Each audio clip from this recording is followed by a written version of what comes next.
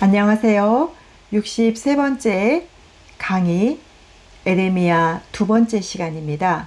지난주에 이어서 본문 30장에서 52장까지입니다. 비록 짧은 시간이지만 어떻게 에레미야서를 읽어야 할지, 그 속에서 하나님의 마음을 깨달을 수 있을지 같이 말씀 속으로 들어가 보도록 하겠습니다. 30장부터 33장은요. 유다를 향한 구원의 예언의 말씀들이 기록이 되어 있습니다. 특별히 새 언약이 기록이 되어 있는데요. 시드기야 시대 때에 에레미야는 예루살렘의 멸망과 함께 회복의 약속도 전하게 됩니다. 아수르에 의해서 이미 멸망당한 북이스라엘, 또 이제 곧 바벨론에 의해 멸망당하게 될 남유다. 결국은 하나님께서 그들을 회복되게 하실 것이며, 그래서 하나님께서는 새 언약을 주십니다. 그리고 메시아를 보내주시겠다는 약속도 함께 하게 되는데요. 새 언약은 이제 북이스라엘과 남유다의 회복을 약속하는 그런 말씀으로 절망 속에 빠져 있는 남유다 백성들에게 하나님과 이스라엘 백성들 간의 파괴된 관계들을 다시 세워주실 것, 이런 것들을 담고 있습니다. 31장에 나와 있는 새 언약은요, 모세오경에서 율법을 돌에 새겨져서 주었던 그 언약과 달리 이 새 언약은 하나님의 법이 우리의 마음에 기록되어지는 것이라는 겁니다. 이것은 사람들의 마음이 변화가 되어져서 자원하여 스스로 하나님의 법을 따르도록 하는 것입니다. 하나님의 법이 마음에 새겨지면 내적인 변화로 굳건한 신앙이 되고, 하나님은 그들의 하나님이 되고 그들은 하나님의 백성이 되는 것이라고 말씀하고 있습니다. 32장 1절에서 44절에는요, 예루살렘이 재건될 것을 또 기록하였습니다. 바벨론이 예루살렘을 포위했을 때 에레미야는 성 안에 있는 시위대들에 갇혀 있었습니다.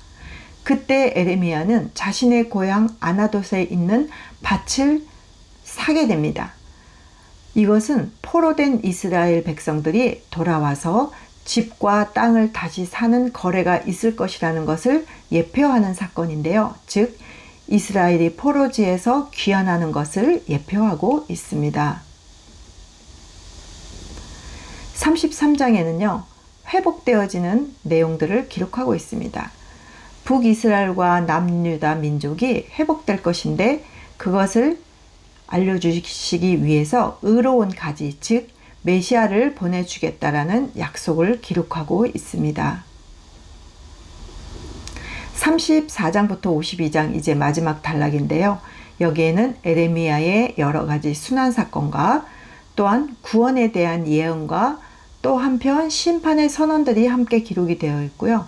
이제 예루살렘이 결국은 멸망하게 될 것이라는 멸망 사건과, 또 남유다 왕 여호야긴이 바벨론으로 끌려가지만 그가 결국은 사면되어지고, 그가 하나님께서 그를 평생토록 먹을 것을 주는 그의 왕위가 회복되어지는 장면들을 기록한 것이 52장에 기록되므로 에레미야서는 끝이 나게 됩니다.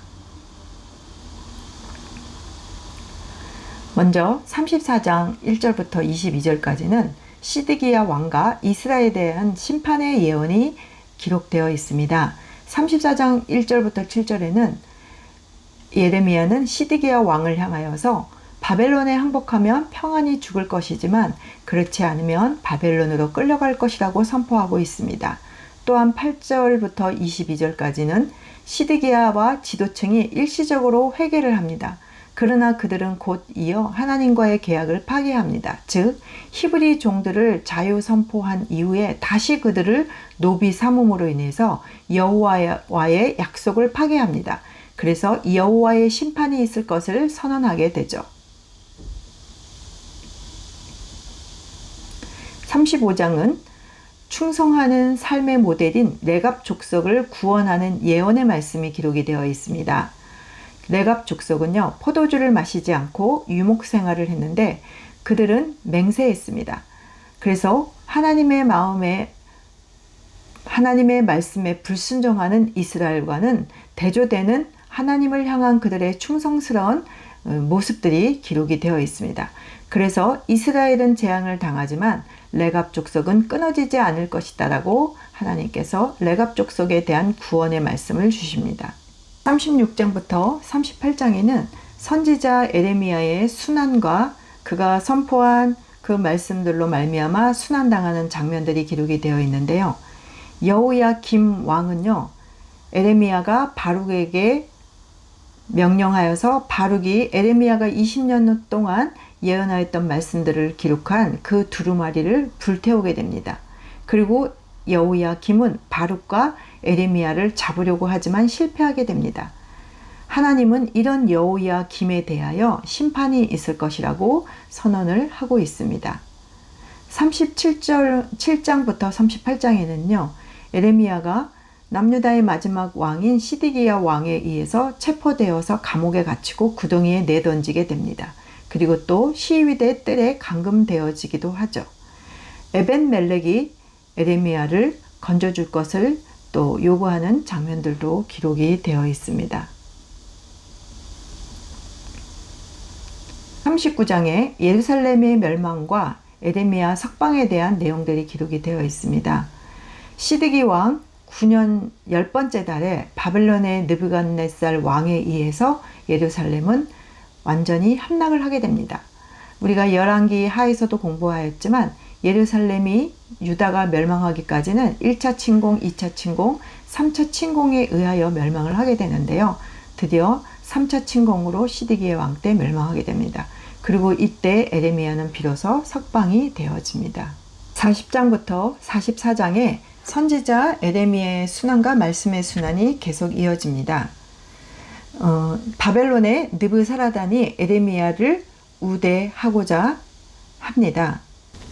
백성들과 같이 포로로 잡혀가던 에레미야는 시위대장 느부사라단에 의해서 라마에서 바벨론으로 가면 선대하겠다고 말을 합니다. 그리고 또한 귀국해도 무관하다는 자유 선택권을 허락받게 됩니다. 그렇지만 에레미야는 우대받는 것보다 동족과 같이 고난당하는 것을 택하겠다라고 말하면서 그는 남유다 지역에 총독으로 임명받은 그다랴와 백성이 있는 미스바로 돌아와서 지내게 됩니다. 그러던 어느 날 요하난과 군대 지휘관들이 암몬 자손의 왕 바알리스가 총독 그다랴를 죽이고 이스마엘을 보냈다는 음모를 그에게 전하지만 그는 믿지 않습니다. 결국 그다랴는 이스마엘을 경계하지 않다가 만찬석상에서 살해되고 남은 백성은 사로잡히게 됩니다. 이때 남유다에 남겨진 바벨론의 군사들도 살육당합니다. 이 소식을 들은 요하난이 군대를 이끌고 이스마엘을 뒤쫓게 되고 그는 사로잡았던 백성들을 내버리고 암몬으로 도주해버립니다. 이스마엘의 반란을 저지한 요하난과 백성들은 바벨론의 보복을 두려워하여서 모든 예언이 성취된 에레미야에게 기도를 부탁합니다. 자신들의 거취에 대해서 하나님의 뜻을 알려주면 순종하겠다는 약속을 전제한 부탁이었지만 이미 그들의 마음에는 애굽으로 가겠다는 결심을 굳힌 상태였습니다. 에레미야는 기도 후에 바벨론 군대가 오지 않을 것이니 애굽으로 가지 말라. 만약 간다면 너희는 하나님의 심판이 있을 것이다 라는 하나님의 뜻을 전합니다. 백성들은 또다시 하나님의 말씀에 순종하기를 거부하고 결국 애굽으로 내려갑니다. 이때 그들은 에레미야를 강제로 데리고 갑니다. 하나님께서는 에레미야를 통해 자신의 고집대로 애굽으로 내려간 남유다 백성들에게 징벌을 내리십니다. 그리고 그들뿐만이 아니라 그들이 정착한 애국까지도 징벌을 내리셔서 바벨론에게 정복당할 것을 예언하십니다. 애굽에 정착하여 사는 남유다의 백성들은 그곳에서 다른 신들에게 제사를 드리며 이전의 악행을 반복하게 됩니다. 그래서 하나님께서는 남유다의 멸망한 원인이 우상숭배를 하여 멸망당한 교훈을 잊고 겸손하지도 않고 두려워하지도 않고 조상들과 세운 율법과 율례를 지키지 않는 죄를 말씀하십니다. 그리고 예루살렘처럼 칼과 기근과 전염병의 징계와 멸절되는 심판, 그리고 그들이 두려워하는 바벨론을 통해서 애굽이 정복될 것이라고 거듭 말씀하십니다. 이런 내용들이 이제 44장까지 기록이 되어 있습니다. 44장에는 에레미야가 바룩에게 전한 메시지들이 또 이렇게 담겨져 있습니다. 바룩은 44장의 우상숭배에 빠진 이집트 디아스포라들과는 반대로 진정한 남은 자들을 대표하는 그런 인물이었습니다. 46장부터 51장에는 남유다의 그 열방 주변국에 있는 열방에 대한 심판의 예언, 즉 주변국과 그때 당시에 최강대국이었던 바벨론에 대한 심판의 예언들의 말씀이 기록이 되어 있습니다. 그래서 애굽, 블레셋, 모압, 암몬, 에돔, 바벨론 그런 열방에 대한 심판 예언들이 담겨져 있습니다. BC 604년에 갈그미스에서 바벨론에 패하했던 애굽왕 느고의 군대에 대한 말씀으로 시작해서 여호야김 시대에 바벨론 느부갓네살 왕의 명령에 따라 남유다를 공격했던 주변의 여러 나라들, 그리고 바벨론의 정복전쟁에 정복된 나라들과 마지막으로 바벨론의 멸망에 대한 예언들이 기록이 되어 있습니다. 52장에는 예루살렘 멸망과 여호야긴의 사면에 대한 기록입니다. 이 내용은요, 열왕기하 24장 18절부터 25장 30절과 매우 비슷한 내용인데요. 에레미야가 말한 심판과 그 포로 메시지가 정확하게 실현되었다는 것에 대한 뒷받침의 역할을 하면서 또한 그 에레미야가 말했던 구원과 회복의 예언이 똑같이 실현될 것이라는 소망을 또 심겨주기 위하여 이렇게 기록되었을 것으로 알고 있습니다. 52장 1절부터 11절에는 시드기야의 배반과 죽음의 내용들이 기록이 되어 있고 12절부터 23절에는 예루살렘의 파괴, 그리고 24절에서 30절에는 바벨론의 포로로 잡혀가는 이야기, 31절에서 마지막 34절까지는 여호야긴이 석방되어지고 그가 대우를 받는 내용들이 이렇게 기록이 되어 있습니다. 52장에는요, 예루살렘의 멸망과 여호야긴의 사면 내용이 기록되어 있는데 심판에 대한 예레미야의 예언이 성취됨과 함께 여호야긴의 석방에 대한 예언이 성취되면서 예레미야가 전한 두 메시지, 즉 심판과 회복에 대한 약속이 성취될 것에 대한 징표가 되었죠. 시드기야 배반과 죽음은 1절부터 11절까지 기록되어 있는데요. 결론적으로 예레미야의 예언이 성취되고 있음을 알 수가 있죠. 이것을 통해서 누가 참 선지자인지, 누구를 신뢰하는지 다시 한번 예레미야서는 강조하고 있습니다. 또한 52장 12절부터 23절에는 예루살렘의 파괴 장면이 기록되어 있어요. 예루살렘 성도 시드기야 왕처럼 비참한 최후를 맞이하게 됩니다. BC 586년에 완전한 멸망을 경험하게 되죠. 성전과 왕궁을 포함하여서 모든 중요한 건물들이 불에 타고 예루살렘 성벽 사면을 헐어버려서 예루살렘은 완전히 파괴되어집니다. 살아남은 사람들은 바벨론의 포로가 되었고 가난한 사람들은 남겨져서 포도원을 관리한다거나 농부가 되었죠. 그리고 성전에 남아있는 기구들은 바벨론으로 옮겨졌습니다. 모든 것이 예레미야의 예언처럼 되었죠. 이제 52장 31절에서 34절에는요. 여호야긴의 석방 기록이 되어 있는데요. BC 561년경부터 560년경에 에월 무르닥이 바벨론의 왕이 됩니다. 여호야긴이 바벨론의 포로로 잡혀간 지 37년이 지난 때인데요. 그의 연말에 여호야긴이 감옥에서 석방되어집니다. 그리고 바벨론의 왕 앞에서 먹으면서 녹봉을 받게 됩니다. 이것은 에레미야의 회복의 예언 성취의 징후로 보여지죠. 이렇게 에레미야서는 1장부터 52장까지 이렇게 멸망해가는 망국의 그 상황 앞에 에레미야를 통해서 하나님은 애끓는 심정으로 말씀을 전하지만 백성들은 끝내 참 선지자인 예레미야의 말을 듣지 아니하고 거짓 선지자의 말을 듣고 그들의 죄악을 회개하지 않고 결국은 멸망의 길로 갈 수밖에 없는 그런 가슴 아픈 내용들이 에레미야를 통하여 선포되어졌습니다. 에레미야를 읽기가 어려운 이유 중에 하나가 연대순으로 기록이 되어 있지 않기 때문에 저희가 1장부터 52장까지 읽어갈 때 내용을 파악하기가 좀 어렵다는 이야기를 했습니다. 저희들이 에레미야가 활동했던 그 남유다의 왕들을 배경으로 하여서 살펴보았지만 간단하게 한번 다시 정리를 해보겠습니다. 에레미야는 요시야 왕이 된 지 13년, 즉 요시야 왕 13년에 부름을 받습니다. 그는 예언자로 남유다에게 회개를 촉구하지만 백성들은 회개하지 않죠. 그리고 예루살렘이 곧 멸망할 것이라는 예언을 하게 됩니다. 요시야 왕은 무깃도에서 갑자기 전사를 하게 되고 그런 요시야를 향한 애끓는 애가를 에레미야가 지어 부르기도 했죠. 요시야가 죽은 이후에 이제 요시야의 아들 여호아하스를 남유다는 왕으로 세웁니다. 그러나 애국과 바벨론과 전쟁을 하면서 무승부로 끝나고 자기 본국으로 돌아가던 애굽이 여호아하스 왕을 폐위시키고 그리고 요시야 왕의 둘째 아들인 여호야김을 왕으로 세웁니다. 이 여호야김 왕 때 에레미야는 여전히 사역을 하게 되는데요. 예루살렘에서 예언 활동을 계속하지만 여호야김에 의해서 예루살렘 방문도 금지당하게 되고 여러 가지 순환들을 겪게 됩니다.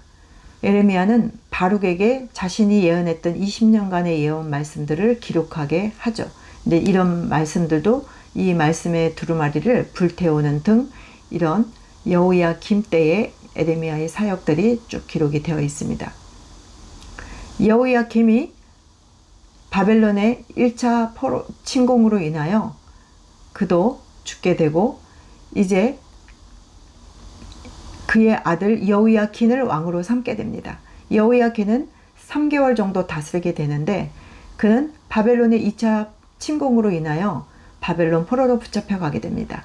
이때 에스겔 같은 사람도 붙잡혀 가게 되죠. 그리고 여호야킨이 바벨론으로 잡혀간 이후에 세 번째 요시야 왕의 아들이었던 막내 아들이었던 시드기야 왕으로 세워지게 됩니다. 시드기야는 계속해서 바벨론에게 순종하라고 했지만 바벨론에게 반역을 함으로 인하여 그는 계속 에레미야의 말을 듣지 않습니다. 결국 시드기야 왕도 바벨론의 3차 침공으로 인하여 완전하게 멸망당하게 되죠. 그의 아들들이 자신이 보는 앞에서 죽임을 당하게 되고 본인도 눈이 뽑히고 이렇게 또 바벨론으로 붙잡혀가고 죽게 되는 그런 비운의 일들을 겪게 됩니다. 이렇게 에레미야는 요시야 왕부터 시작해서 여호아스, 여호야김, 여호야킨, 시드기야, 유다가 멸망하는 그 마지막까지 나라의 멸망을 목도하면서 하나님의 말씀을 선포했던 아주 그 어떤 선지자보다도 많은 눈물을 흘려야만 했던 그런 선지자였습니다.